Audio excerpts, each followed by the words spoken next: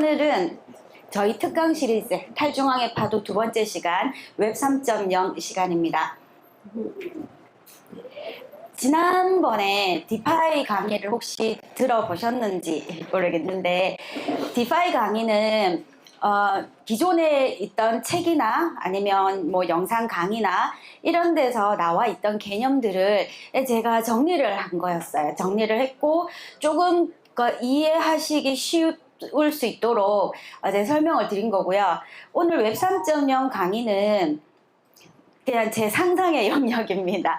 그래서 웹 3.0에 대해서 공부를 하고 뭐 책 같은 거 보고 강의를 듣고 이랬으면 좋겠다, 아니면 이건 이런 뜻인 것 같다 하고 제가 해석하고 생각한 부분이기 때문에 들으시면서 웹 3.0이 저런 거구나 하고 확신을 가지고 그게 맞다라고 생각하시기보다는 뭐 저렇게 저 사람은 해석을 했네 이렇게 생각을 하시고, 다음번에 책을 읽거나 강의를 보실 때 생각을 하시면서 본인의 생각을 좀 정리를 해 나가셨으면 좋겠습니다. 그리고 또 혹시나 제 걱정이 돼서 군데군데서 말씀을 드리겠지만 제 상상의 영역이니까 들으시면서 아이고 그게 되겠나, 말이 되나, 이런 부정적 반응 no 안 됩니다. 그리고 그죠? 또 얘기를 들으시다가 아이고야, 나라가 있는데 감독하는 사람들도 있는데 규제가 있는데 뭘 저런 생각을 하나, 이런 것도 허용하지 않겠습니다. 그래서 오늘은 부정적 반응 금지입니다. 네, 잘 부탁드리겠습니다. 네. 얼마 전에요, 일론 머스크와 잭 도시가 트위터에서 X죠. 그러니까 X나 이런 데서 웹 3.0에 대해서 굉장히 부정적인 글을 썼습니다. 그래서 일론 머스크는 뭐라고 했냐면, 나는 웹 3.0 그런 거 없다고 생각한다. 그건 그냥 마케팅 용어일 뿐이다. 그리고 잭 도시는 웹 3.0은 벤처 캐피탈이나 유동성 공급자의 영향력을 벗어날 수 없다. 결국 이름표만 바꾼 중앙화된 존재일 뿐이다. 보시면 상당히 웹 3.0에 대해서 부정적인 이야기를 했죠. 아이러니하게도 이렇게 글을 올리고 난 다음에 웹 3.0에 대한 대중들의 관심이 굉장히 높아졌습니다. 그래서 한번 보시면 일론 머스크와 잭 도시의 이야기가 어떤 것 같으세요? 뭐 일리가 있다 라든지 에이 잘 모르네, 이런 생각이 드시나요? 웹 3.0이 뭔지도 모르겠는데 뭐 묻노 뭐 그걸 자꾸 물어쌌노, 이렇게 생각을 하신다면 잘 오셨습니다. 오늘 저와 함께 이야기해 보시고요.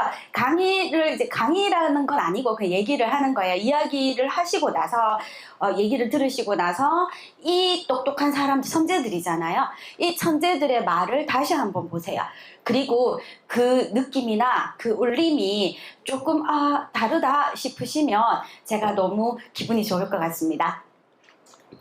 자, 1부는요 웹 3.0의 개념입니다. 그래서 웹 3.0이 뭐지? 라고 하면 대충 이런 거야 라고 그림 정도는 그릴 수 있으면 좋겠다, 그런 거고요. 이제 2부에서는 X2N의 케이스 스터디입니다. 그래서 케이스 스터디를 하면서 웹 3.0이 실제로 어떻게 적용이 되어 왔는지, 그리고 그 한계나 기회는 어떤 게 있는지 살펴보겠습니다.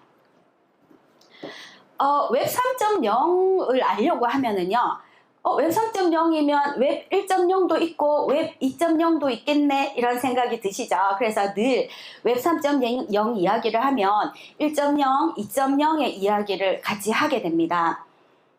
웹 2.0은 그러니까 처음에 WWW 월드 와이드 웹이죠. 처음 웹이 나왔을 때는 웹 1.0 이렇게 얘기하지는 않았을 겁니다. 그냥 웹이 나왔는데, 근데 세월이 좀 지났죠. 굉장히 차원이 다른 또 다른 웹이 나온 거예요. 그러면 그 앞세대 웹과 뒷세대 웹을 구분해야 되니까 그때 비로소 웹 2.0이라는 말이 나오고요. 그럼 그 전에 나온 건 저절로 웹 1.0이 되겠죠. 웹 2.0은요 1999년에 달시 디누치가 처음 사용합니다. 웹이 정적인 페이지를 넘어서 상호작용적이고 분산된 환경으로 진화할 거다라고 예상을 했어요. 그리고 2004년도에 웹 2.0 컨퍼런스가 이제 열리게 됩니다. 그래서 웹 2.0이라는 단어가 대중적으로 확산이 되고요. 팀 오라일리는 플랫폼으로서의 웹, 참여와 공유, 집단지성을 활용하는 시대라고 이야기를 했습니다. 2005년부터 유튜브, 페이스북, 위키피디아, 트위터 같이 사용자가 직접 참여하고 컨텐츠를 만들어낸 플랫폼들이 성장을 하게 됩니다. 여기 보시면 웹 2.0에 대한 설명들의 공통적인 내용은 참여입니다. 그래서 웹 1.0 첫 번째 세대의 웹은 우리가 읽는 인터넷이라고 했어요. 그럼 웹 2.0은요? 우리 사용자들이 그냥 읽기만 하는 게 아니라 내가 참여해서 쓰기도 하는 인터넷이 됐습니다. 조금 더 사례를 볼게요. 뭔가 익숙하십니까? 이거 익숙하시면 연신 나옵니다, 이제. 그죠? 요게 아마존의 최초 버전의 홈페이지예요. 아마존에. 그래서 웹 1.0의 대표적인 페이지를 보여주는 거예요. 여기 아마존에 들어가면 사용자는 쭉 읽습니다. 읽고요. 이렇게 파란색 표시가 있죠. 파란색 글자. 이거는 뭘 뜻하는 건지 혹시 아세요? 자, 클릭하면 예, 그쪽으로 갑니다. 이걸 하이퍼링크라고 하죠. 그래서 당시에 우리가 읽어서 지식을 획득하고 정보를 획득하던 방식은 주로 책이나 신문 같은 거였잖아요. 그러면 책과 신문과는 달리 이렇게 웹 1.0의 페이지에서는 뭘 제공했냐면 하이퍼링크를 제공했어요. 그래서 여기를 클릭하면 내가 원하는 정보로 언제든지 점프를 할 수 있고 갔다가 내가 원래 있었던 페이지로 언제든지 돌아올 수 있죠. 그래서 굉장히 사용자에게 편의성을 제공했습니다. 그래서 이 하이퍼링크만 가지고서도 굉장히 놀랐죠. 자, 그러면 2025년 9월의 아마존 페이지는 이렇습니다. 차원이 다르죠. 근데 되게 멋지네? 그럼 되게 멋지긴 해요. 하지만 그림 좀 들어가고 이렇게 글자 좀 예쁘게 디자인이 들어간 거 외에 뭐가 있을까? 자, 바로 이 부분입니다. 파란색 동그라미 부분이에요. 제가 아마존에서 제 아이디가 비비예요. 여기 보시면 vibisamazon.com이 나옵니다. 그러니까 비비가 아마존에 들어가면 vibisamazon.com이라는 메뉴가 생기고요. 토토가 아마존에 들어가면 totos.com이라는 이 메뉴가 생기는 거예요. 그러니까 누가 들어갔느냐에 따라서 홈페이지는 다른 홈페이지를 다른 화면을 제공해 준다는 거예요. 그래서 제가 vibisamazon.com에 한번 들어가 볼게요. 요런 게 나와요. recommended for you라고 있습니다. 그래서 비비, 저를 위한 페이지가 만들어져요. 저만을 위한 페이지죠. 여기는 제가 아마존에서 어떤 활동을 했는지를 이 아마존의 서버가 기억을 하고 있습니다. 그리고는 제가 들어가면 저를 위한 요 화면을 내줘요.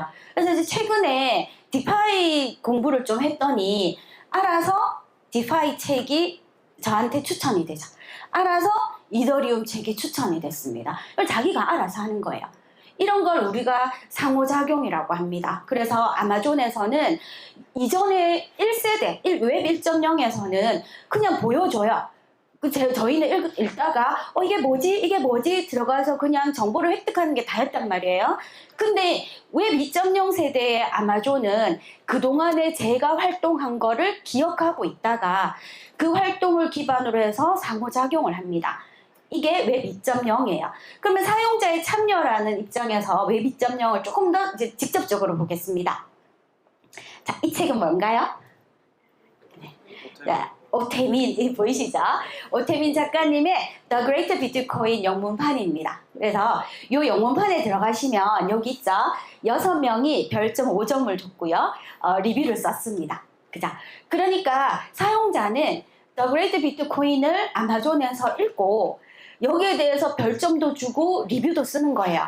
그러면 이 별점과 리뷰는 어떤 역할을 하냐면 아마존의 자산이 됩니다. 그래서 사람들이 가서 좋은 리뷰가 있는 책, 별점이 많은 책들을 살 거잖아요. 그러니까 이렇게 리뷰가 많고 사람들의 의견이 많이 달린 책들은 또 많이 살 거고요. 이게 아마존의 자산이 됩니다. 그래서 혹시 아마존 이제 이용하시는 분들은 기회 되시면 여기 더 그레이트 비트코인 검색하셔서 들어가서 이제 댓글도 좀 달아주시고 별점도 좀 높여주시고, 그래서 댓글 보시면 제 댓글도 있고요. 또 아주 친숙한 이름을 보시게 될 겁니다. 그래서 웹 2.0을 정리하면은요, 참여. 그러니까 사용자가 직접 참여해서 글을 쓰고 정보를 생성한다는 거고요. 두 번째, 상호작용. 그쵸? 제가 준 정보를 인풋으로 해서 그 플랫폼에서는 나에 맞는 메뉴나 나에 맞는 어떤 추천을 해준다는 거고요. 그리고 사용자 생성 컨텐츠 보셨죠? 이 댓글이나 별점 아니면 쇼핑 같은 거 하고 나서 자기 입은 거 사진도 막 올리고 하잖아요. 그런 게 그 플랫폼의 자산이 되는 거예요. 이게 웹 2.0의 특징이 됩니다. 그런데 이제 서서히 웹 2.0만으로는 안 되겠다라는 생각이 드는 거예요. 이제 어떤 거냐면, 제가 만약에 유튜브 크리에이터라고 생각해 볼게요. 그래서 제가 열심히 영상을 만들어요. 이게 편집 지옥이라고 하죠. 영상을 만들고 편집하기 굉장히 힘들거든요. 열심히 영상을 만들어서 올렸어요. 그 인기가 좋은 거예요. 사람들이 막 봐요. 그런데 한 100명, 200명, 우리 대구 회관도 그런데 100명, 200명이 영상을 보면 갑자기 중간에 광고가 나옵니다. 막 광고 나오죠.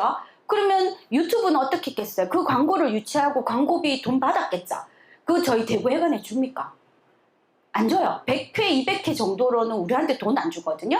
근데 자기는 광고에서 돈을 번단 말이에요. 결론은 내가 만든 컨텐츠로 자기들은 광고 수익을 얻잖아요. 근데 나한테 안 줘요. 그 누가 만들었는데? 내가 만들었는데. 자기들 다 먹는단 말이에요. 그래서 이거 좀 불합리한데? 이런 생각이 들겠죠.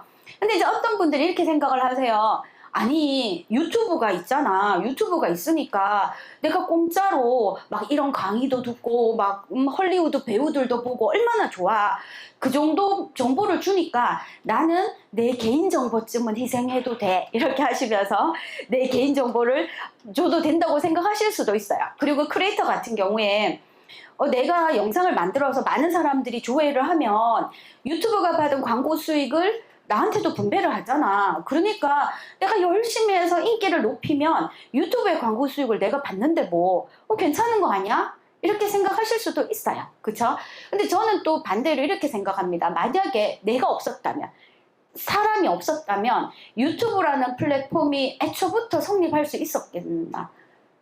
그건 아니잖아요. 그래서 결국은 나를 기반으로 유튜브는 생성된 거고요.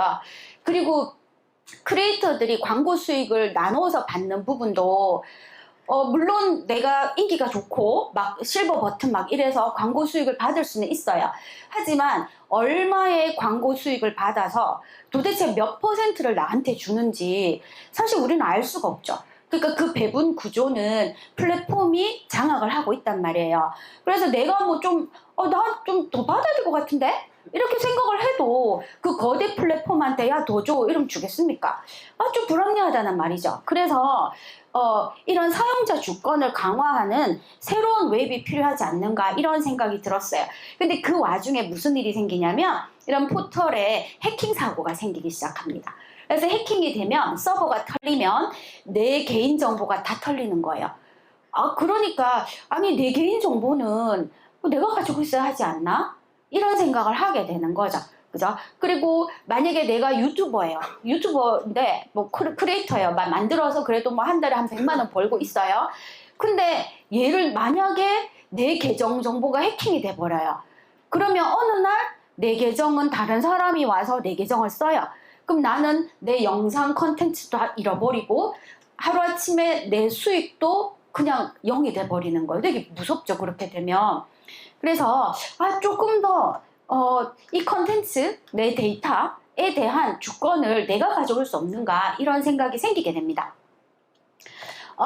사실 이 개념은요 1999년에 웹 3.0에 대한 개념은 나오고 있었어요. 그러니까 개인이 데이터 주권을 가지는 탈중앙화된 세상이라는 그런 개념은 나왔었는데 1999년에는 그거를 현실화시킬 기술이 없었던 거예요. 근데 2009년에 무슨 일이 생겼습니까? 2009년에 2009년에 비트코인 네트워크, 블록체인 네트워크가 나옵니다. 그러면 탈중앙화가 가능하지 않을까 이런 생각이 들죠. 2015년 무슨 일이 생겼습니까? 이더리움 네트워크가 이제 나옵니다. 그래서 스마트 컨트랙트의 어떤 가능성이 현실화되기 시작합니다. 그래서 기술적으로 웹 3.0이 가능해지기 시작해요. 2013년도에 그 이더리움의 그 공동 창립자인 게빈 우드가 웹 3.0이라는 용어를 처음 사용합니다. 그러면서 탈중앙화된 인터넷이라는 얘기를 해요. 그러니까 사용자 주권이, 데이터의 주권이 사용자, 만든 사람에게 있고 탈중앙화된 경제 구조를 가진 인터넷이라고 설명을 해요. 그리고 2017년 이후에 본격적으로 유행을 하기 시작합니다. 그래서 차세대 인터넷 키워드로 자리를 잡습니다. 웹 3.0이. 그러면 이제 웹 2.0과 웹 3.0을 한번 비교를 해볼게요. 데이터 주권이 누구에게 있는가, 경제 구조가 어떤가를 가지고서 이 두 개를 구분할 수 있습니다. 그래서 데이터 주권이 개인에게 있는 플랫폼 서버에 있지 않고 내가 가지고 있는 탈중앙화된 인터넷, 그죠? 그리고 플랫폼 중심의 경제 구조로 모든 수익과 배분이 플랫폼이 독점을 하느냐, 아니면 탈중앙화된 경제 구조를 가지느냐, 이런 차이가 됩니다. 그래서 정리를 해보자면 웹 1.0, 읽는 인터넷, 그죠? 나는 일방적으로 정보를 습득하는 인터넷. 웹 2.0, 내가 참여해서 쓰는 인터넷. 그러면 웹 3.0은 이 참여가 바로 소유와 거래, 보상으로 넘어가는 인터넷이 되겠습니다. 조금 더 자세히 볼게요. 데이터 주권을 생산자에게 라고 했습니다. 아까 내가 만든 데이터, 나의 정보, 이것이 어디에 있느냐, 나에게 있다는 거죠. 그래서 사용자가 글이나 영상, 데이터를 올려도 지금은 소유권이 플랫폼 서버에 있게 됩니다. 그리고 말씀드린 것처럼 플랫폼이 계정을 정지하거나 사업을 철수하면 데이터와 수익이 한꺼번에 사라질 수 있는 위험이 있죠. 그래서 질문을 합니다. 데이터를 개인이 직접 소유하고 내가 아닌 그 누구도 임의로 삭제하거나 변조할 수 없도록 하는 방법이 있는가? 라는 질문을 하죠. 답은 예스입니다. 할 수 있습니다. 이제 뭐 때문에요? 뭐 때문에요? 그쵸, 블록체인 네트워크 때문입니다. 블록체인 네트워크가 있기 때문에 데이터를 분산 관리할 수 있고요. 그래서 소유권과 통제권을 생산자에게 넘겨줄 수 있습니다. 그래서 컨텐츠, 자산, 신원 정보를 지갑에, 그죠? 컨텐츠, 자산, 신원 정보를 내 지갑에 내가 소유합니다. 어떤 형태로요? NFT나 토큰의 형태로. 지금 여러분들이 모테나 LTM을 어디에 갖고 계세요? 내 지갑에 갖고 계시죠? 지갑에 주소가 있죠? 그러면 받고 싶으면 다른 사람이 그 지갑의 주소로 또 보내줄 수도 있죠? 똑같은 거예요. 지갑의 주소가 주소를 통해서, 내 지갑을 통해서 내 신원 정보를 갖고 있고 내 자산을 갖고 있는 거예요. 내가 갖고 있기 때문에 누구도 내 데이터를 어떻게 할 수 없게 되는 겁니다. 그래서 웹 3.0은요 뭐라고 할 수 있냐면 인터넷의 지향점이에요. 그러니까 목표점이죠. 주권이, 데이터 주권이 생산자에게 있는 인터넷, 그리고 탈중앙화된 경제 구조로 데이터를 가지고 있는 사람이 수익을 가질 수 있는, 소유하는 인터넷이라는 목표점이라고 할 수 있습니다. 이 목표점으로 가기 위해서 블록체인은 인프라라고 볼 수 있습니다. 저희가 만약에 한국을 1일 생활권으로 만들고 싶어요. 하루에 다 다니고 싶어요. 그럼 뭐가 필요합니까? 철도나 고속도로가 필요하죠. 그래야지 내가 빨리빨리 다니죠. 마찬가지예요. 이 웹 3.0이라는 목표점을 가기 위해서 뭐가 필요하냐면 블록체인이라는 사회 인프라가 필요합니다. 주권을 가진 자가 수익도 가지게 할 수 있는가? 자, 이 부분에 대한 얘기를 또 좀 볼게요. 데이터 판매 수익이 직접 창작자에게 지급되어야 해요. 근데 요거는 사실 최근에 조금 보셨을 수도 있습니다. 그 인터넷 매체에 들어가시면 기자가 기사를 쓰고 이 기사가 마음에 들면은 돈을 낼 수 있는 것 혹시 아시나요? 예, 뭐 200원, 300원 주고 이제 기사를 살 수 있어요. 그러면 사실 이게 적용이 된 거예요. 내가 쓴 기사를 내가 팔고 거기에 대한 돈을 내가 직접 받죠. 이게 사실은 지금도 어느 정도 만들어지고 있습니다. 그리고 플랫폼 광고 수익이 창작자에게 분배된, 지금 하고 있잖아요. 유튜브에서 분배하고 있고, 그다음에 네이버 블로그에서 이웃이 많고 그러면 광고 수익을 주잖아요. 그럼 지금 다 되고 있네 라고 생각하실 수 있겠지만 조금 다릅니다. 왜 다르냐면 유튜브가 나한테 광고 수익을 나눠줘요. 그럼 좋죠. 근데 얼마를 벌어서 몇 프로를 나에게 어떻게 나누어 주는지에 대한 메커니즘을 나는 알 수가 없습니다. 블로그도 마찬가지예요. 네이버가 얼마 벌어서 나한테 얼마 주는데 쟤한테는 얼마 주지? 궁금할 수도 있잖아요. 그런 거를 하나도 우리는 알 수가 없어요. 그래서 그런 기준이나 분배 구조에 대해서 우리가 어떻게 알 수가 없는 거예요. 그러니까 투명하지 않습니다. 지금은 이런 일이 이루어지고 있어도. 그래서 이것을 아주 투명하게 관리할 수는 없는가? 가능한가? 그죠? 가능합니다. 뭐로 가능합니까? NFT와 토큰으로 가능합니다.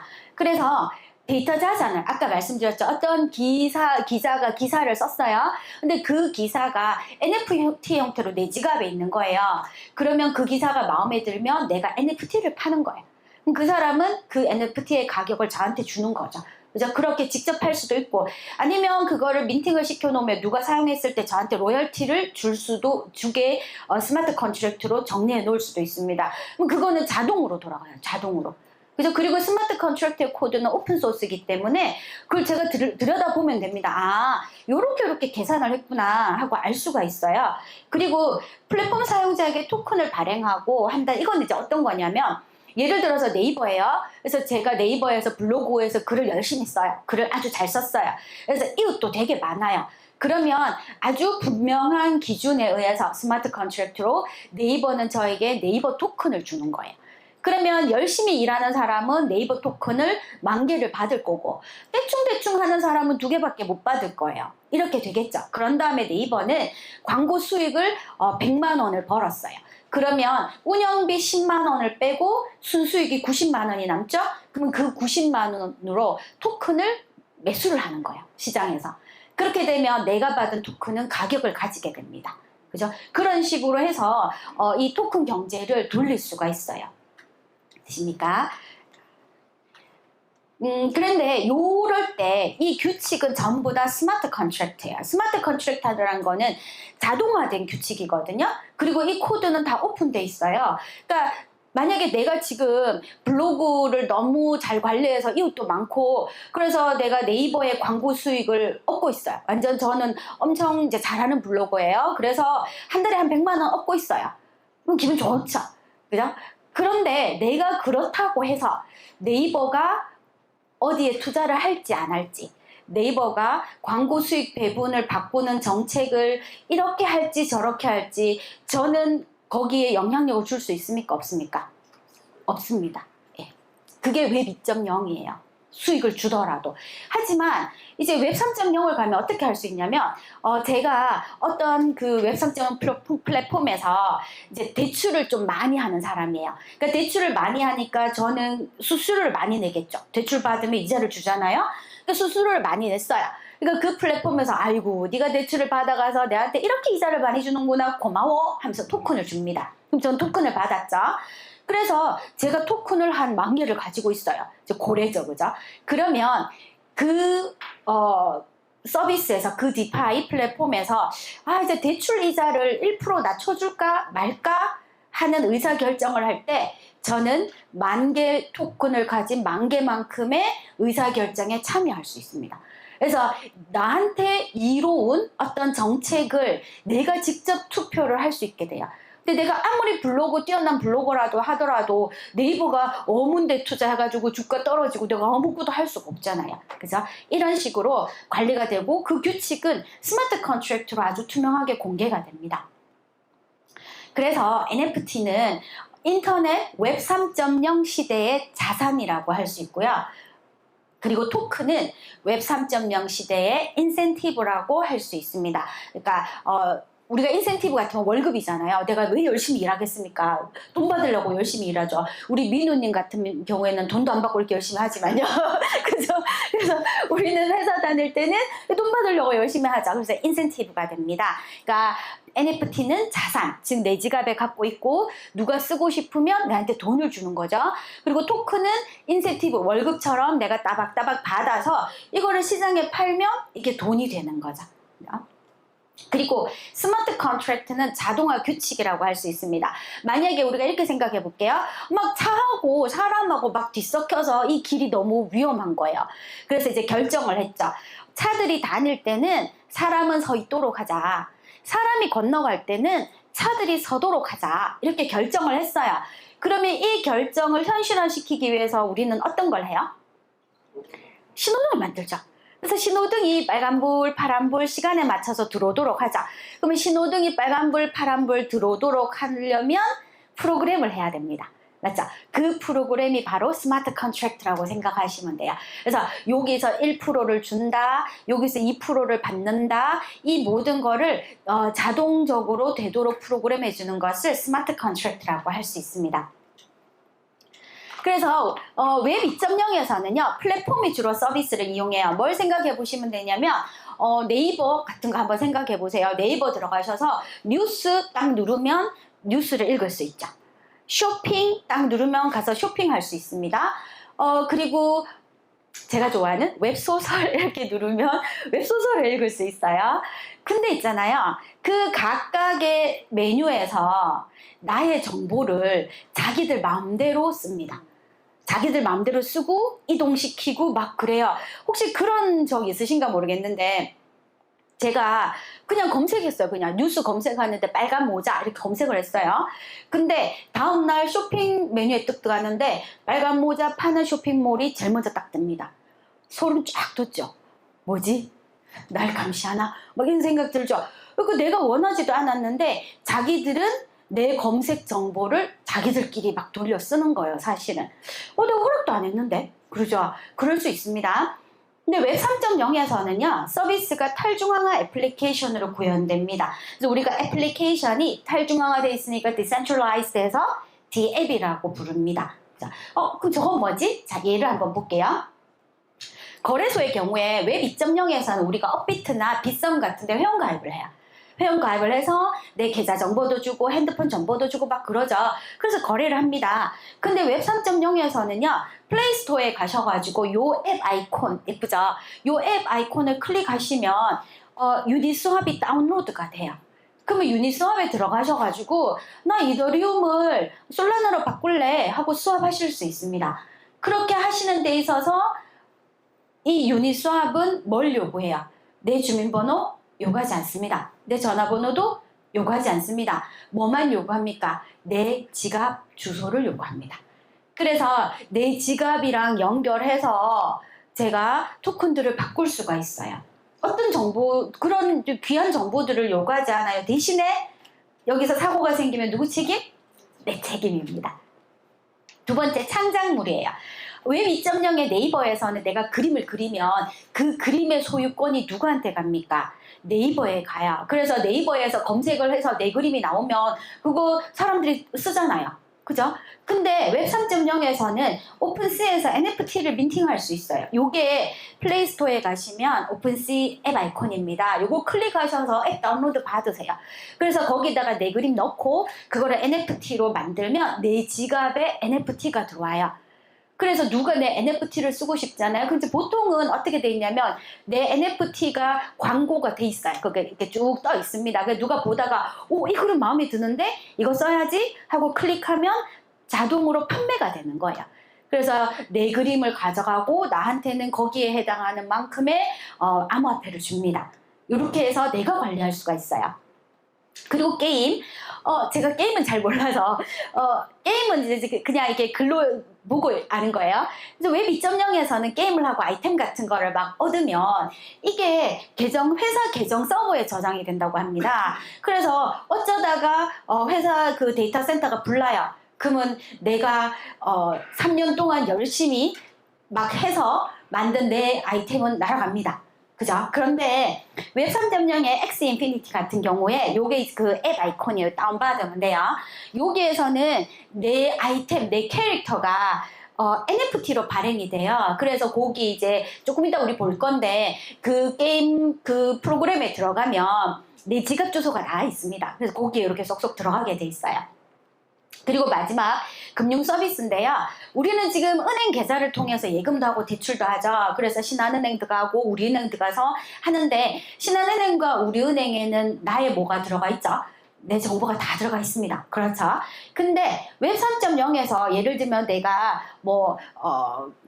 예금을 좀 하고 싶어요. 그래서 이자 농사를 짓고 싶어요. 그러면 컴파운드에 지갑만 연결합니다. 내 지갑에서 컴파운드의 주소로 싸주는 거야. 암호화폐를 싸주면 그랬다가 나중에 받을 때 저절로 스마트 컨트랙트가 이자 계산을 해서 날 줍니다. 여기서도 마찬가지로 내 주민번호나 전화번호는 필요가 없습니다. 지금 현재 컴파운드는 웹으로 이렇게 구동이 되고 있어요. 애플리케이션은 아니고. 그죠? 그래서 웹 2.0에서는 주로 이제 플랫폼이 서비스를 운영을 해요. 이렇게 클릭해서 들어가면 각각의 항목에 들어갈 수 있고, 그리고 자기들끼리 내 정보 다 돌려서 쓰고 그래요. 근데 웹 3.0에서는 이렇게 뒤에 탈중앙화 애플리케이션으로 구현되는 경우가 많습니다. 그리고 블록체인 위에서 돌아가는 이런 모든 애플리케이션, 아까 보셨죠? 뭐 그 게임의 엑시라던가 아니면은 유니스왑 같은 거, 또 아니면은 또 아까 뭐 있었죠? 그 NFT 민팅하는 오픈시 같은 거, 이런 거를 전부 다 D앱이라고 불러요. 근데 이 D앱 중에서 금융 서비스에 해당하는 특화된 부분만 빼서 디파이라고 부릅니다. 그래서 저희들이 첫 번째 시간에 공부했던 그 디파이는 D앱의 일부였어요. 그죠? 그런데 최근에는 약간 트렌드가 조금 달라졌어요. 그 웹 3.0도요.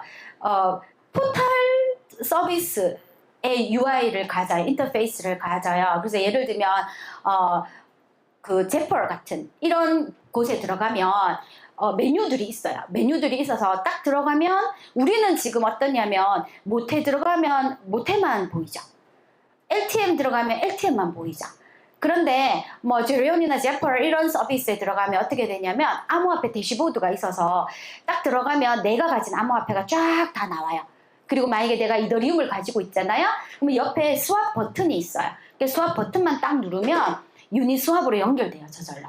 그래서 이 암호화폐와 저 암호화폐를 교환할 수 있게 해줍니다. 그리고 옆에 가서 또 이렇게 메뉴들이 쭉쭉쭉 있어서 이걸 누르면 어디로 연결되고 이걸 누르면 어디로 연결되고 우리한테 굉장히 친숙한 네이버 같은 그런 포털 홈페이지처럼 만들어져 있는데 실제로는 링크만 돼 있는 거예요. 버튼을 누르면 실제 D앱들이랑 이렇게 다 연결을 시켜 놓습니다. 그래서 이제 제가 말씀드렸죠. 오늘은 저의 상상의 영역이라고. 그래서 저는 어떻게 생각을 해봤냐면 우리 모빅이 이런 그 포털 UI 형태의 홈페이지를 가지면 좋겠다. 그 웹 3.0 홈페이지를 가지면 좋겠다. 이런 생각을 많이 해봤어요. 그래서 그 플레이스토어에 들어가면 BTC 모빅이 있는 거, 비트 모빅이 있는 거예요. 그래서 그 앱을 딱 다운받으면 탁 들어가면 메뉴들이 쫙 떠 있고 이 대시보드에 내가 내 지갑 주소에 내가 가지고 있는 모테, 내가 가지고 있는 LTM이 한 번에 쫙 뜨는 거죠. 이렇게. 그리고 더 좋기는 뭐 이더리움이나 솔라나도 다 뜨면 좋겠죠. 이렇게 딱 뜨고 옆에 X2ON 이렇게 딱 들어가면 그죠? 우리 크립토 스쿨도 딱 뜨고 럼비커스도 딱 뜨고 그리고 어디 딱 눌러서 들어가면 이렇게 뜨고 이렇게 해서 이게 포털 서비스처럼 이런 그 사용자 인터페이스를 가진 웹 3.0 홈페이지를 가지게 되면 좋지 않을까 이런 생각을 좀 해봤습니다. 그래서 이제 D앱이나 디파이는 토큰 경제를 구현하는 실제로 구현하는 수단이라고 생각을 하시면 됩니다. 그죠? 한번 잘 보세요. 나중에 다시 한번 정리를 할 겁니다. 그리고 이제 거버넌스를 볼 건데요. 웹 2.0은 CEO와 이사회가 핵심 의사 결정을 합니다. 아까 말씀드린 것처럼 내가 네이버에서 아무리 열심히 그 네이버에서 활동을 하더라도 내가 네이버의 어떤 의사 결정에 아무런 영향력을 미치지 못하죠. 그런데 웹 3.0에서는 다오 코드가 정관이 되고 토큰 보유자가 투표를 합니다. 그러니까 내가 토큰을 10,000개를 가지고 있으면 나는 10,000표를 가지고 있는 거예요. 그러면 토큰을 10개를 가지고 있는 사람은 표가 10개인 거예요. 1인 1표의 민주주의가 아니죠. 그래서 어떤 그 의사결정을 해야 되면 나는 10,000표만큼의 내가 투표권을 행사할 수 있는 거예요. 이렇게 되면 뭐가 좋냐면 소유와 의사결정이 일치된다. 이게 어떤 거냐면 우리가 간혹 이제 그런 얘기를 들어요.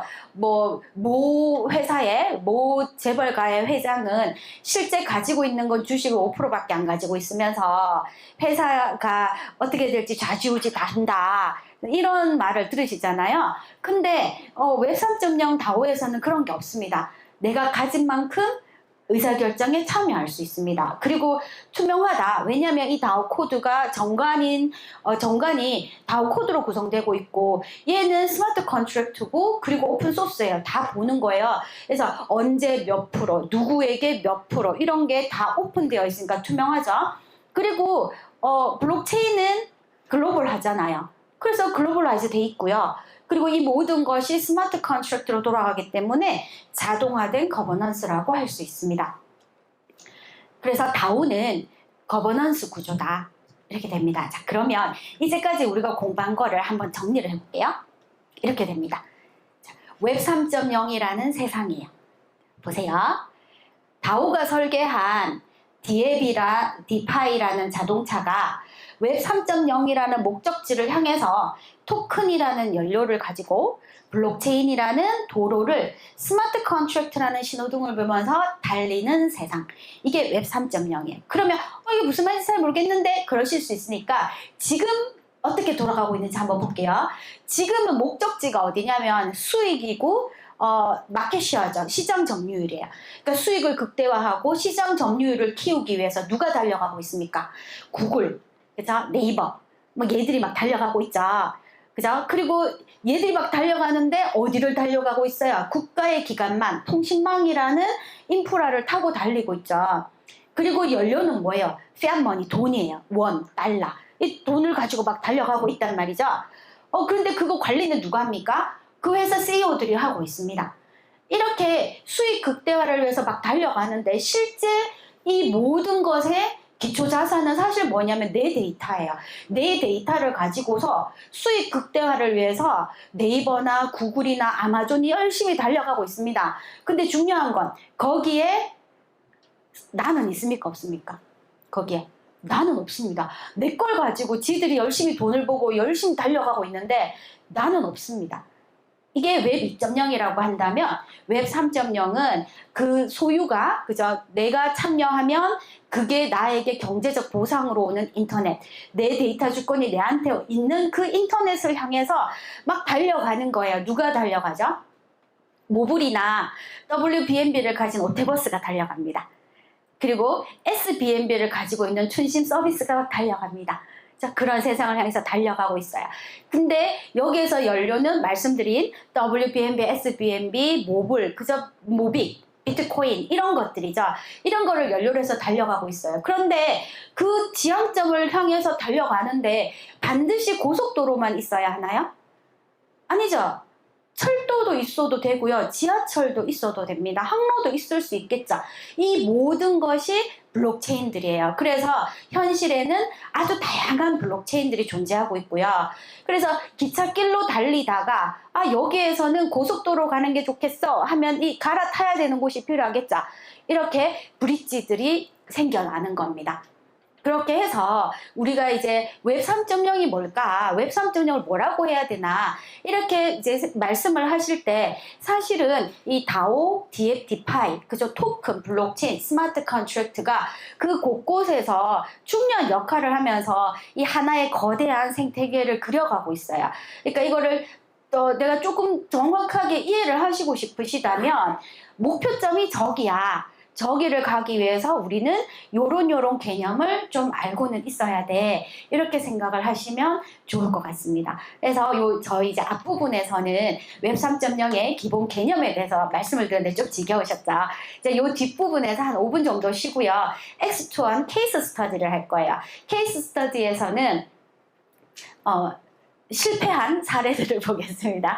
실패한 X2원에 대해서 보시고 또 우리 그 모빅 생태계에서도 비슷한 많은 시도들이 되고 있으니까 조금 더 재미있는 시간이 되지 않을까 합니다. 5분만 쉬겠습니다. 웹 3.0 2부 X2원에 대해서 하겠습니다. 좀 힘드시죠? 조금만 참으시면 돼요. 요거는 조금 나으실 수도 있어요. 이게 호흡이 좀 짧아서. 자, X2원이라고 혹시 들어보셨습니까? play to one, move to one, run to one, write to one 해서 P2E 뭐 이런 거 그때가 그 코로나 때였죠. 21년, 22년 이때 메타버스 막 하면서 주가가 막 버블이 좀 있었죠. 그때 P2E가 많이 나왔었는데요. 이거는 뭐냐면 X, 그러니까 X를 하면 돈이 되더라 이런 거예요. 그럼 그 X에는 play, 놀았는데 돈이 되더라. move, 막 걷고 뛰고 춤췄는데 돈이 되더라. learn, 배웠는데 돈이 되더라. 그리고 write, 글을 썼는데 이게 돈이 되더라. 이런 거예요. 그래서 X2원에서 X는 굉장히 다양한 활동들이 포함될 수 있습니다.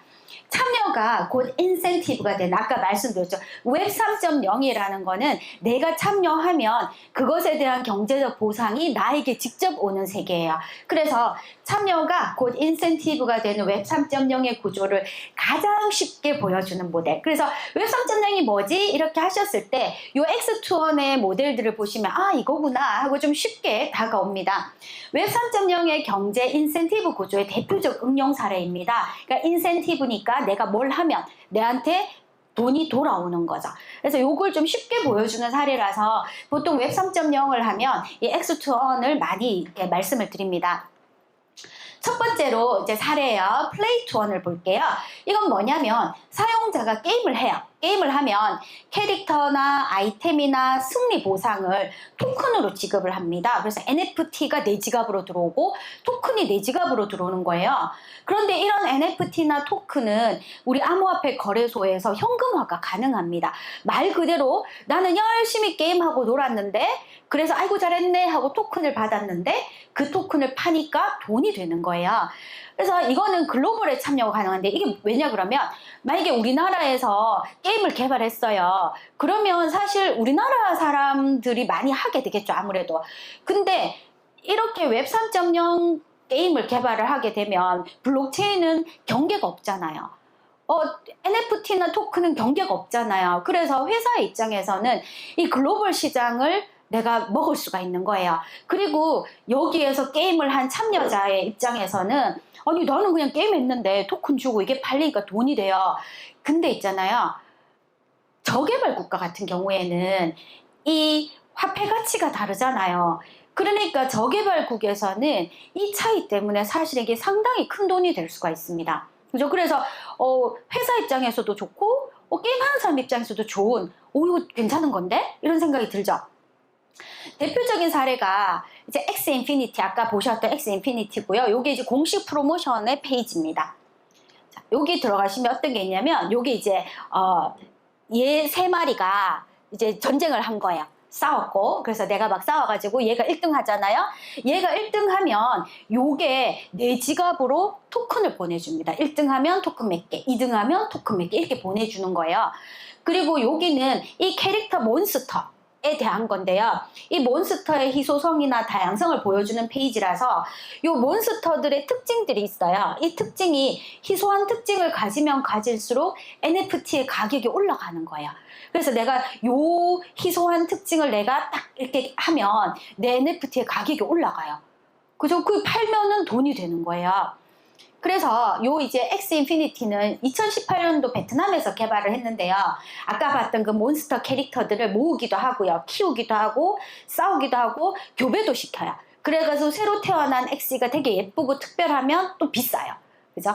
그래서 이 각 X 몬스터들은 NFT로 발행이 되고요. 전투에서 이기거나 미션 완료를 하잖아요. 그러면 SLP라는 토큰을 줍니다. 그리고 특별 보상이 있어요. 특별 보상 이런 걸 통해서는 거버넌스 토큰인 AXS를 또 줍니다. 이걸 제가 제 지갑에, 그 지갑을 연결시켜 놓죠. 그럼 지갑에 차곡차곡 쌓이게 돼요. 근데 2021년 코로나 때문에 다들 집에 있으니까 하루 이용자가 270만을 돌파하는 엄청난 성공을 하게 돼요. 그런데 필리핀이나 베네수엘라 같은 경우에는요, 그 대졸자의 한 달 연봉이, 한 달 월급이 30만 원이래요.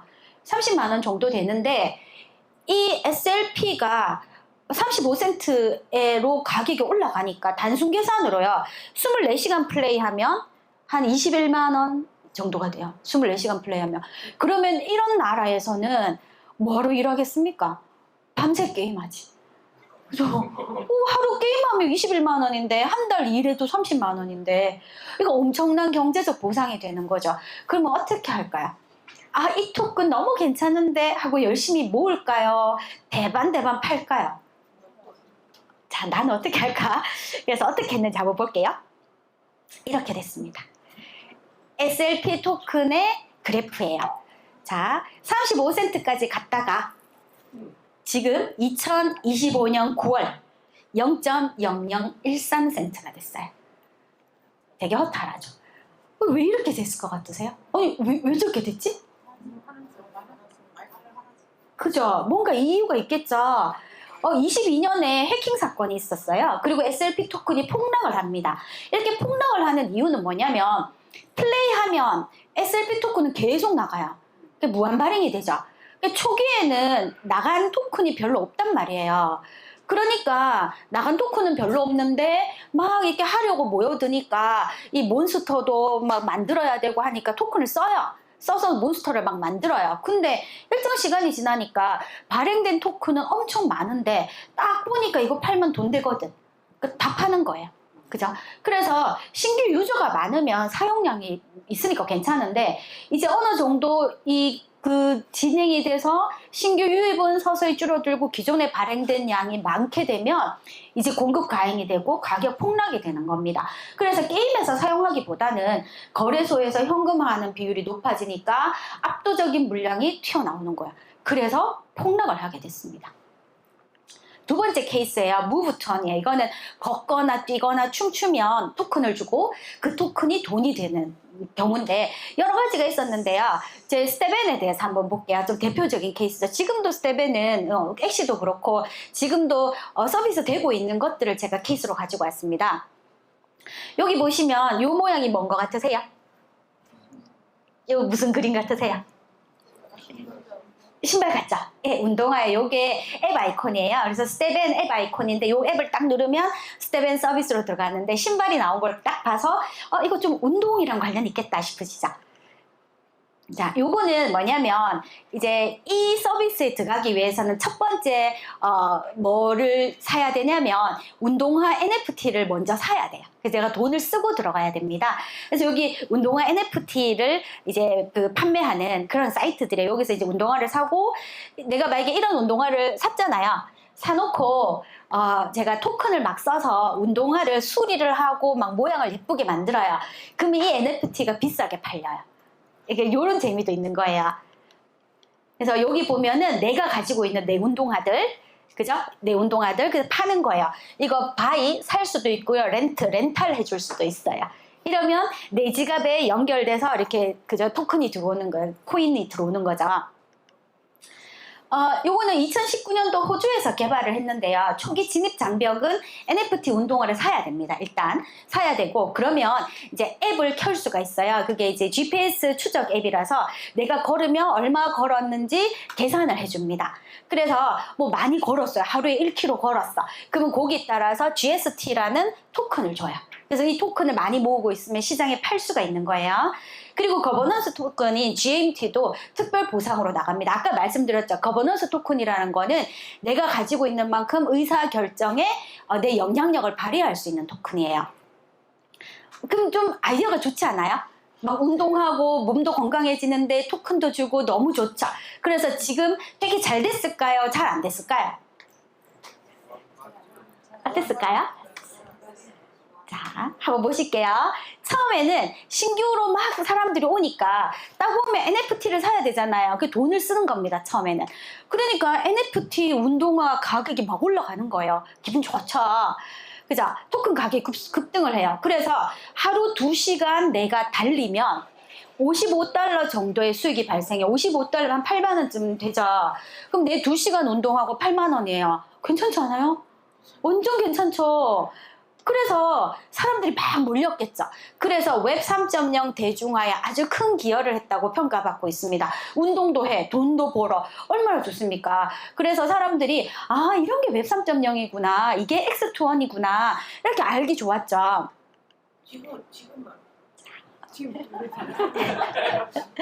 자, 아주 친근한 그래프죠. L자. 그죠? 아주 무서운 L자 그래프입니다. 지금 2025년 9월, 제가 이제 이 PPT를 만들 때가 9월 달이었거든요. 0.0052달러가 돼버렸습니다. 그죠? 이만큼 올라갔다가, 지금 왜 이런 일이 벌어졌을까? 왜 이런 일이 벌어졌을 것 같으세요? 자, 첫 번째, GST는 무한 발행이에요. 왜냐면, 걸으면, 뛰면 계속 토큰은 주잖아요. 쌓이는 거예요, 토큰이. 그 다음에 규제 리스크가 있었습니다. 이건 뭐냐면 중국이 GPS 기반의 활동을 못하게 나라가 막아버렸어요. 그러니까 중국 기반의 유저들이 확 빠져나간 거예요. 그럼 이 사람들이 내가 이 앱을 못 써. 빠져나가. 그러면 그냥 빠져나가겠습니까? 내 토큰 다 던지겠습니까? 그쵸. 그게 막 나오는 거예요. 그리고 NFT 운동화 다 나오는 거예요. 그러니까 폭락을 할 수밖에 없죠. 그리고 신규 유저가 감소되니까 그 NFT가 엄청 가격이 올라갔다가 이제 그걸 다 던지고 이제 신규가 늘 막 나오는 건 아니잖아요. 그럼 이제 운동화 수요가 감소되죠. 뭐 대부분의 자산이 사실은 좀 폰지 구조예요. 앞에서 산 사람 거를 뒤에서 받아줘야 되는데 뒤에서 받아줄 사람이 없으면 당연히 이거는 가격이 떨어질 수밖에 없죠. 근데요. 그죠? 근데요. 갑자기 중간 광고. 자, 중간 광고 들어가겠습니다. Move to Earn이라고 하니까 갑자기 생각이 난 건데요. 저희 생태계에 럼비커스라고 있습니다. 들어보셨습니까? 네, 럼비커스에서는 여기 들어가시면 럼비커스 그 오픈 톡방으로 들어가실 수 있고요. 여기 들어가시면 1km 운동하시면 LTM을 25개를 줍니다. 저 같은 경우에는 하루에 한 125개 정도를 받아요. 일주일에 서너 번 이렇게 받는데 이 럼비커스가요. Move to Earn이랑 아주 유사한 구조예요. 맞잖아요. 1km 내가 달리면 125 LTM을 주는 거예요. 그러면 그러면 돈 되는 아니죠. LTM은 파는 거 아니죠. 근데 재미로 지금 이제 하고 있는데 거기까지 그죠? 그런데 럼비커스에서 종이 지갑이 나왔어요. PPL. 자, 종이 지갑이 나왔습니다. 여기 럼비커스 종이 지갑이고요. 되게 예쁘죠? 이렇게 생겼습니다. 그래서 이 부분은 비트코인 네트워크예요. 그리고 여기 비트코인, 모빅, 모텍, LTM을 다 담을 수 있습니다. 근데 중요한 거는요, 이 부분이에요. 여기 춘심에서도 EVM 지갑이 나왔어요. 요거는 뭐냐면 이더리움 계열이에요. 이더리움 계열과 이더리움 호환이 되는 모든 코인, 토큰, NFT가 다 담겨 있을 수 있는 지갑입니다. 그래서 듀얼로 만들었어요. 그리고 지난번에 디파이 강의도 오셨고 오늘 웹 3.0 강의도 오신 충성 고객님께는 제가 오늘 선물로 드릴 겁니다. 이거를.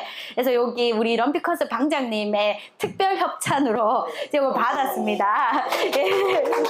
실제로 구입하시려면 한 5,000원 정도 주셔야 되고요.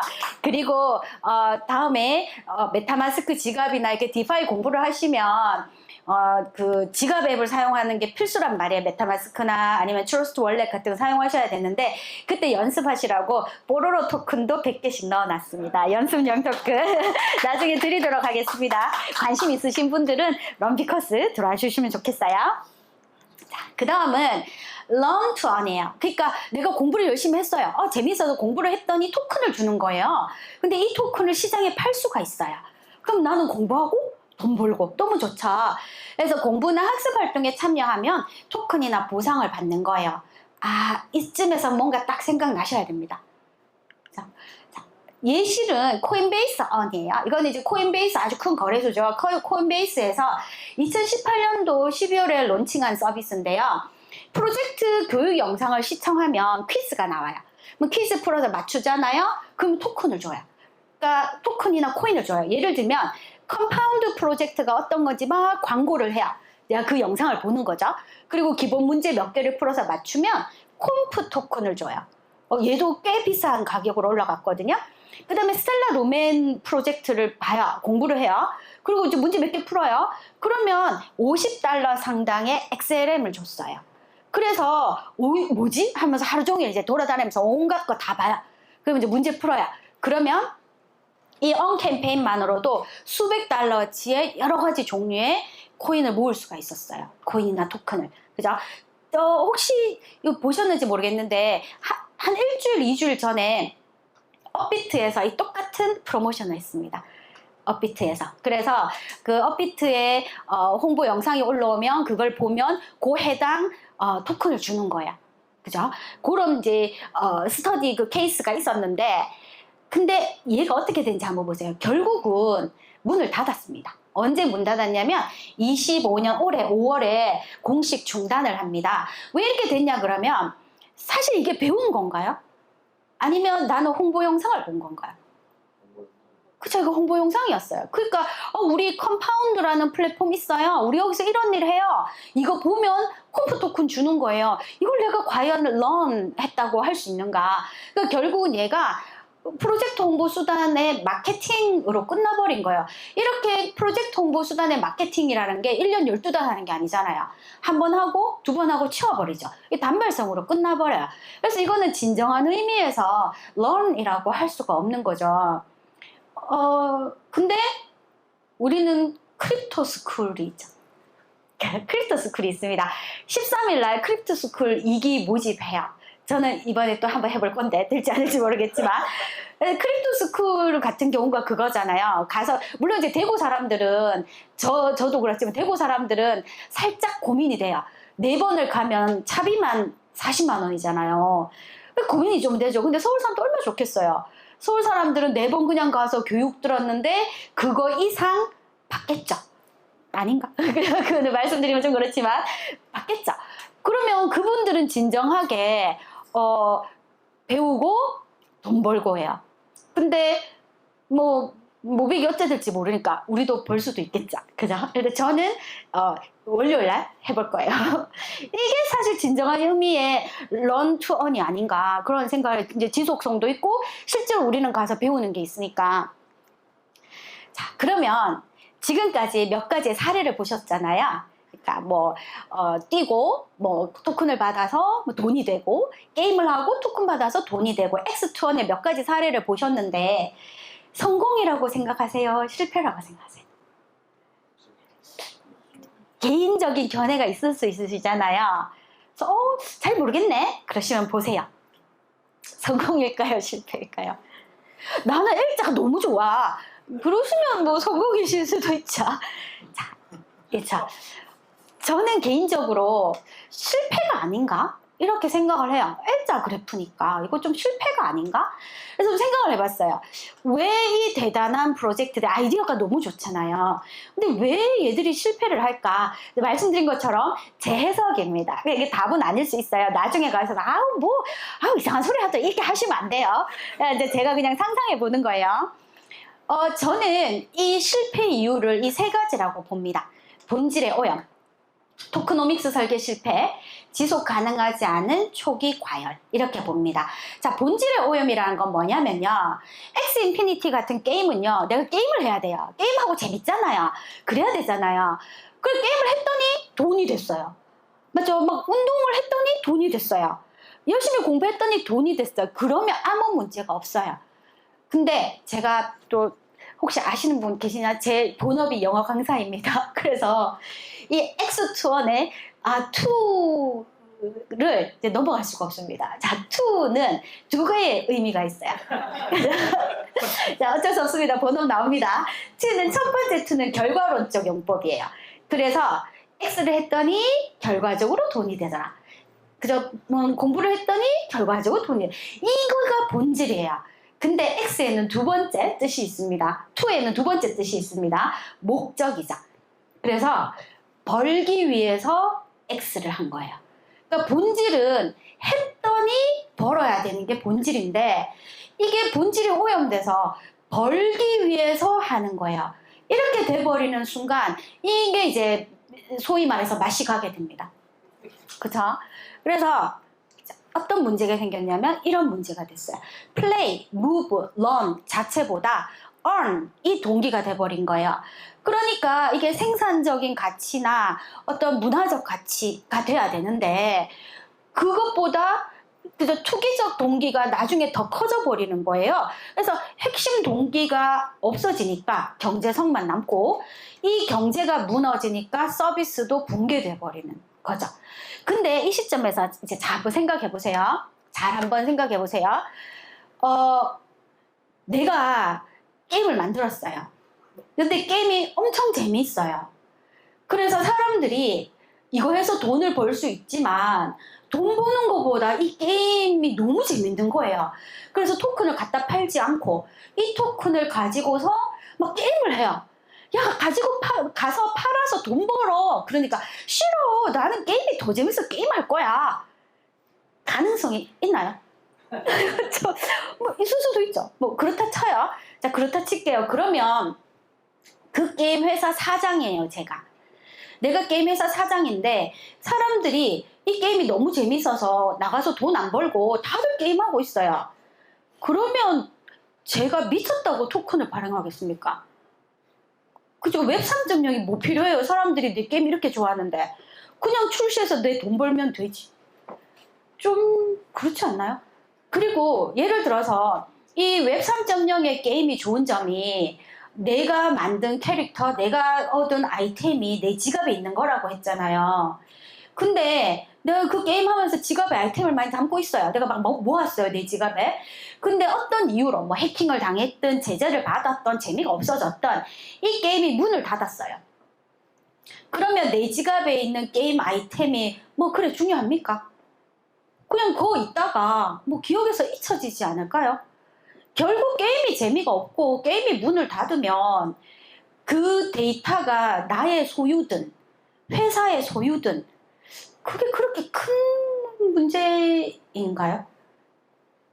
To earn을 돈이 된다라는 인간의 욕망을 이길 만큼 재미있는 게임, 재미있는 운동, 재미있는 학습이 존재할 수 있을까? 그 존재하면 뭐하러 웹 3.0을 만들지? 내가 돈 벌지? 라는 생각이 저는 조금 들었어요. 아주 부정적인 나쁜 사고. 그죠? 한번 생각을 같이 한번 해보시면 어떨까? 그죠? 자, 그리고 두 번째, 오늘 지금 뭐가 안 맞은 것 같은데, 그죠? 예쁘다고 생각하고 봐주세요. 자, 토크노믹스 설계의 실패다. 이건 뭐냐? 그러면 이제 발행량과 소각량이 있어요. 쉽게 말하면 공급과 수요가 있는 거잖아요. 이게 맞아야 되는데 이제 소각이라는 거는 내가 썼다는 거예요. 써서 없다는 거예요. 그러면 발행은 게임을 하고 뛰면 무한 발행이 됐잖아요. 그럼 이걸 누군가가 써야 된단 말이에요. 근데 그거를 실패를 본 거예요. 물론 뭐 재미가 없어서 그럴 수도 있고 어떤 이유가 있겠지만 발행량이 너무 큰 거예요. 쓰는 것보다. 그리고 어차피 유저가 줄면 소각은 안 되고 발행만 되는 거예요. 그러니까 유저가 준다는 건 뭐냐면 세상에 어떤 사업이 계속 성장만 합니까? 그런 사업이 있으면 마찬가지예요. 웹 3.0 뭐하러 합니까? 그냥 돈 벌지. 그러니까 계속 성장만 하는 사업은 사실 없잖아요. 그럼 어느 정도 가서 좀 이제 안정기에 접어들게 될 텐데 S자 곡선을 이렇게 그리게 될 텐데 그 시점이 됐을 때는 쓰는 양은 줄게 돼 있어요. 근데 이미 발행된 거 계속 발행이 됐잖아요. 그럼 그거를 뭔가 어떻게 맞춰야 돼요, 수요 공급을. 근데 그걸 못 맞췄으니까 공급이 폭탄이 나오고 가격이 떨어졌겠죠. 이거를 해결할 수 있나요? 해결이 가능한가? 저는 사실 좀 가능한가 싶거든요. 참 도대체 무슨 소리 하려고 하나 싶죠. 그 다음에 초기 과열입니다. 아까 보셨잖아요. 그 토큰 하나에 게임하고 본 토큰인데 35센트예요. 35센트면 우리 돈으로 한 500원 되잖아요. 그 토큰 하나에 500원이에요. 10개 팔면 5,000원인데 그게 과연 그만한 가격을 가질 만한가라는 거죠. 그러니까 초기에 이렇게 가격이 올라가 버리니까 이거는 돈 버는 수단으로 전락을 할 수밖에 없습니다. 돈이 되는데 내가 그거 뭐 하겠습니까? 그래서 초기 가격에 어떤 안전장치가 필요하지 않았나. 그리고 장기적으로 이거를 참여했을 때 내한테 더 큰 인센티브가 온다라는 어떤 뭔가가 있었어야 하지 않은가라는 생각을 저는 개인적으로 했습니다. 동의하시나요? 네. 그러세요? 그래서 저는 그런 생각이 들었어요. 만약에 돈이 된다, 이게 나한테 돈을 가져다 준다 라는 이 욕망을 넘어설 수 있는 X를 현실적으로 만들 수 있을까? 이게 정말로 현실적으로 만들어서 웹 3.0이 성공할 수 있을까? 이거를 조금 생각해 봐야 되지 않냐, 이런 생각을 했거든요. 그러다가 제가 상상이라고 했습니다. 그래서 모블로 가겠습니다. 그래서 모블입니다. 자, 이게 뭐냐면요. 한번 보실게요. 이제 모블이 우리가 지금까지 아는 거는 뭐 이게 될지 안 될지 모르겠지만 저희들이 작가님을 통해서 들은 말씀으로는 1모블은 1달러에 패깅된다고 저는 들었어요. 그래서 그래? 그러면 1모블은 한 1,400원쯤 되나? 이렇게 생각을 했어요. 그러면 이 1모블당 연 이자가 계산하면 13% 정도 나와요. 그래서 뭐 187원인가 뭐 그 정도 나오더라고요. 빅으로 나오는 게. 근데 이게 이제 모빅이 35만 원이라고 가정을 하면 한 13% 정도 모블당 이자가 나옵니다. 근데 지금 금리를 3% 정도라고 잡으면 사실은 이자가 10% 정도 나오는 거예요. 그러면 1,400원에다가 10% 정도 이자가 붙어서 1,550원 정도를 이제 현재 가치로 땡길 수 있습니다. 그런데 지금 모블은 아무나 가지고 있는 게 아니잖아요. 뭐 오테버스 구독자, 뭐 인사동 지갑 이런 사람한테만 에어드랍 됐죠. 그러니까 희소성이 좀 있습니다. 이게 프리미엄이 붙어야죠. 그래서 지금 보면 한정판 예금 증서의 프리미엄이 20% 정도 돼요. 시중은행에서. 그래서 1,400원 패깅에다가 10% 이자 넣어서 1,550원, 그리고 예금 그 프리미엄 한 20% 잡으면 끼해야 1,800원에서 2,000원 정도 돼야 돼요. 모블의 가치가. 그쵸? 근데 제가 이걸 만들던 9월달 모블이 16,000원에 거래가 됐습니다. 이게 이해가 되십니까? 도대체 이 생태계 뭐지? 이렇게죠. 계산해보면 1,800원에서 2,000원이 돼야 되는데 왜 모블은 16,000원에 거래가 되지? 너무 이상한 거예요. 그래서 제가 거꾸로 다시 해봤습니다. 이제 16,000원이 되게 억지로 만든 거예요. 이거는 그렇다가 아니고 제가 억지로 만들어 봤어요. 그럼 어떻게 되냐면 오테버스 12개월 구독을 하면 12개의 모블을 줬거든요. 그러니까 1모블은 1구독료, 한 달 구독료라고 치면 한 12,000원 정도 나와요. 여기에다가 희소성 프리미엄 20% 붙였어요. 거기다가 나만 없어 모블 심리적 요인을 좀 넣었어요. 그래서 억지로 맞추면 16,000원 나옵니다. 그런데 이제 세월이 지나갔어요. 모블이라는 토큰을 오테버스에서 계속 발행을 할 거예요. 그러면 이 심리적 요인 없죠? 나만 없어 모블 없어집니다. 희소성 프리미엄도 없어집니다. 그렇죠? 그리고 그때 되면 몇 명한테만 주는 거 이런 거 없어집니다.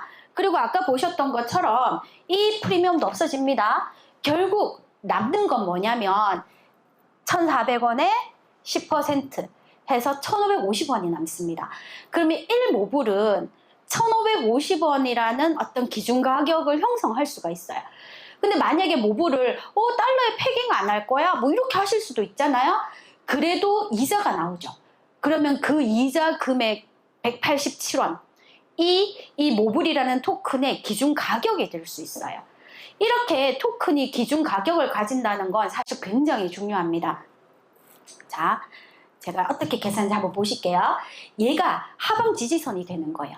1,550원이 하방 지지선이 되던가 패깅이 되지 않으면 187원이라는 이자가 하방 지지선이 되게 돼 있습니다.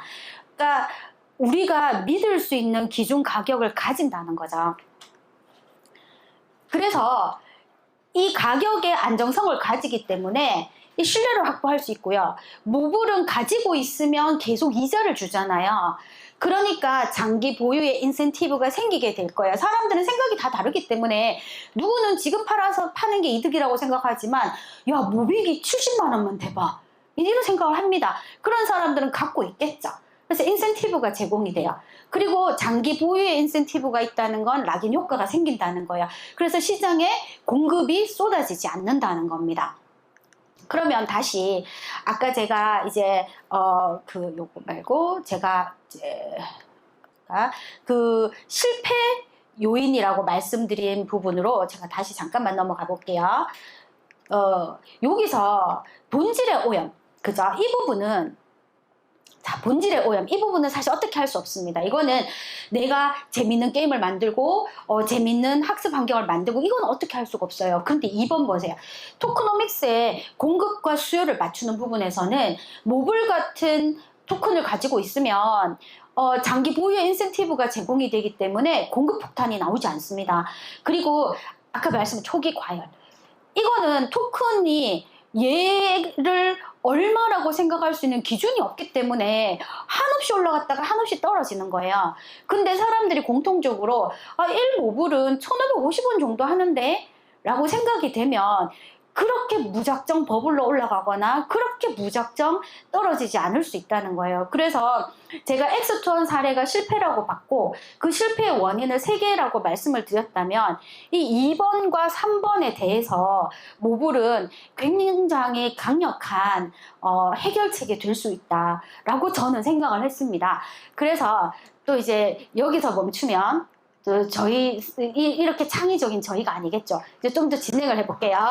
재미있다고 막 하셔야 됩니다. 표정을 막 재미있다고 하셔야지 제가 힘있게 할 수가 있습니다. 그래서 제가 상상을 해봤어요. 자, X2원을 모블을 가지고 이제 사업을 해봅시다. 우리가 뭐 공부하면 모블 주고, 맞죠? 크립토 스쿨. 그 모블은 아니지만, 그리고 뛰면 주고, 럼비커스 같이 몹을 주는 거예요. 그리고 게임하면 몹을 주고, 그런다고 생각해 보세요. 활동 보상으로 모블을 지급하면 내가 열심히 뛰고 열심히 게임했으니까 모블을 받았는데 이거를 가지고 있으면 모빅이 나와요. 그렇잖아요. 그러면 어떤 사람 모빅을 좋게 보는 사람은 야, 이거 갖고 있어야지 나중에 모빅 얼마 될 줄 알고, 그러니까 시장의 공급 물량이 폭탄처럼 떨어지지 않습니다. 그래서 아주 좋은 해결책이 되지 않나. 자, 두 번째는요, 결제 인프라를 만들어요. 결제 인프라를 만들 때 뭐 예를 들면 옛날에 도토리 같은 거 가지고 뭐 물건도 사고 하잖아요. 그것처럼 모블로 어떤 결제를 하는 인프라를 만들게 되면 소비자는 만약에 이게 패깅이 되어 있다고 하면 달러나 원화 기반의 안정성을 누리면서 걷다가 이자도 얻을 수가 있습니다. 그러니까 그냥 내 지갑에 넣어 놓는 거야. 내가 도토리 당장 안 쓰더라도 지갑에 도토리 넣어 놓듯이 모블을 당장 안 쓰더라도 모블을 넣어 놓는 거예요. 딴 걸로 안 바꾸고. 왜 이자가 나오니까.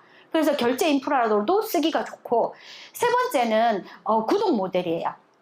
지금 우리가 넷플릭스 같은 거 구독하면 한 달에 얼마씩 나가잖아요. 근데 그렇게 하는 게 아니라 뭐 이제 제 강의를 구독하시는 거예요. 그죠? 사업 아이템이 나옵니다. 제 강의를 구독을 하시면 제가 내 강의를 구독하고 싶으세요? 그러면 저한테 몹을 500개를 내세요. 이러는 거예요. 그러면 1000개도 주겠다 뭐 이렇게 생각하시잖아요 지금. 그래서 저한테 500개를 모블을 주시는 거예요. 그럼 저는 어떻게 하냐면 그렇게 모은 모블의 이자를 가지고 저는 영업을 하는 거예요. 이거를 이제 운영비를 쓰는 거예요. 그리고 나 이제 더 들을 거 없어서 안 들을래, 내 모블 500개 돌려줘. 그럼 저는 그냥 돌려드립니다. 왜냐하면 그 이자를 가지고 저는 운영을 했기 때문에. 그래서 컨텐츠 운영자는 모빅 이자로 운영을 할 수가 있고요. 이용자는 나 이제 더 서비스 안 쓸래 하고 중단할 때 처음 냈던 모블을 그대로 돌려받으시는 거야. 그걸 돌려받으시면 그 다음부터는 내가 이자를 또 가지는 거잖아요. 그래서 훨씬 좀 부담이 줄어들지 않을까. 그래서 이 모블이라는 토큰을 사용을 하면 상당히 다양한 이런 웹 3.0 서비스 아이디어가 나올 수 있겠다라고 제가 생각을 했습니다. 어떠세요? 구독하실 거예요? 그죠? 그러면 이렇게 모블을 사용을 했어요. 모블을 사용을 할 수 있고 이렇게 모블이 되게 좋은 것 같아요. 제 얘기를 들으니까. 이제 부정적인 그 생각은 안 하시는 거예요. 여기서는 무조건 잘한 거예요, 제가. 그래서 이거 괜찮은 것 같아, 모블이 라고 생각하셨으면, 그러면 이 모블의 가장 큰 건 사실 이자라는 개념이잖아요. 모블을 가지고 있으면 나는 이자를 받을 수 있다. 그러면 어떻게 모블은 이자를 줄 수 있어요? 이자 말씀하셔도 됩니다. 뭐 때문에? 공동체. 그렇죠. 그렇죠. 다시 한번 공공재입니다. 우리에게 공공재가 없었다면 이렇게 이자를 주는 모블이라는 토큰을 상상도 하지 못했을 거란 말이에요. 저희는 발행량의 70%에 달하는 공공재를 가지고 있어요. 물론 한 절반 정도는 뭐 콘솔이나 정액권 때문에 나가게 되겠지만 그래도 엄청난 양의 공공재를 가지고 있잖아요.